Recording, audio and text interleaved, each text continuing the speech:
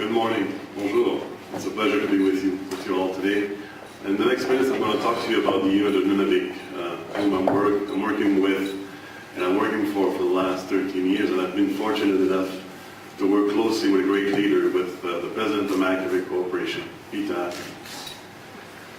The focus of the 6th Assembly of the Northern Research Forum is on the relationship and working of the society-nature interface, requiring two intertwined questions to be addressed.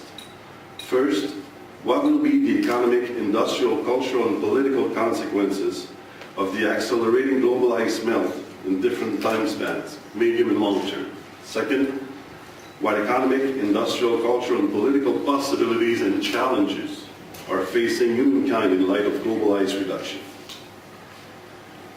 The Arctic has changed, and it will continue to change. What we have been hearing or reading in recent years regarding the Arctic. The Arctic is being squeezed.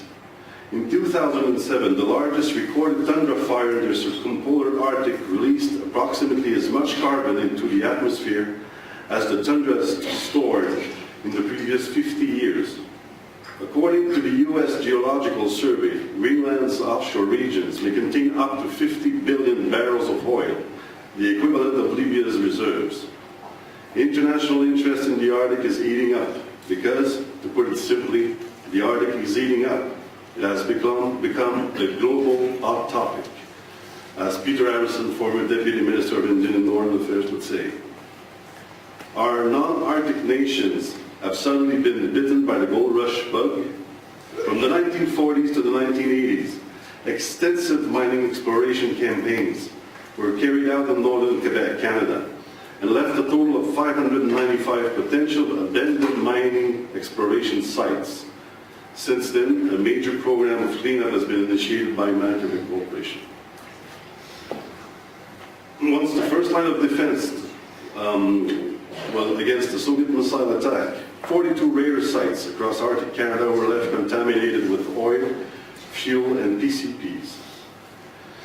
In the space of a few years, the Arctic has gone from being totally ignored to being a flashpoint for a new form of geopolitics. And as James Stotts, president of Inuit Counsel, said in Alaska in 2011, the old way of doing business doesn't work anymore. With the melting of the polar ice, the world sees emerging opportunities. Climate change may have escalated the urgency of sovereign debate. Environment, economics, ocean transit, and the rights of indigenous peoples are all part of the equation, as Dwayne Smith said again. Denmark and its self-governing dependency of Greenland plan to present a seabed claim extending to the North Pole before the end of 2014 against competing claims from other Arctic states, according to Danish officials. Now the Arctic sovereignty in Inuit. The Arctic is at the forefront of public policy as well as political and academic discussion centered on very important and critical issues. Climate change and subsequent race for Arctic resources have forced Inuit to address questions such as who owns the Arctic, who can traverse the Arctic, who has the rights to develop Arctic resources. In the spirit of taking control of the Arctic sovereignty debate, the ICC of Canada hosted in November 2008 the historic Inuit Leaders Summit on Arctic Sovereignty in Kuujjuaq, regional capital of Nunavik, Arctic Quebec, Canada. Inuit delegations of leaders from Alaska, Canada, Greenland, and Russia attended to discuss assertions of sovereignty and sovereign rights in the Arctic Inuit homeland. On April 28, 2009, Inuit leaders launched a circumpolar Inuit declaration on resource development principles in Inuit Nunavik. This declaration sets out principles to guide development, the principles that led to responsible, sustainable development. These principles should apply to all involved in the Arctic development, including local, province, state, and national governments, industry, civil society organizations, and indigenous organizations, including those controlled by the Inuit. As first inhabitants and stewards of the Arctic, Inuit have the responsibility and right to ensure protection of their environment and culture. You will find this philosophy and perspective throughout the Inuit Counsel Declaration. Just a few highlights of the declaration.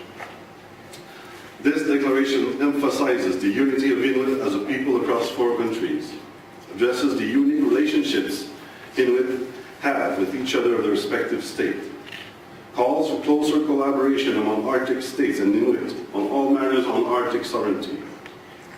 It is in the interest of the states, industry, and others to include Inuit as partners in the new Arctic, into respecting Inuit land claims and self-government arrangements. Inuit decision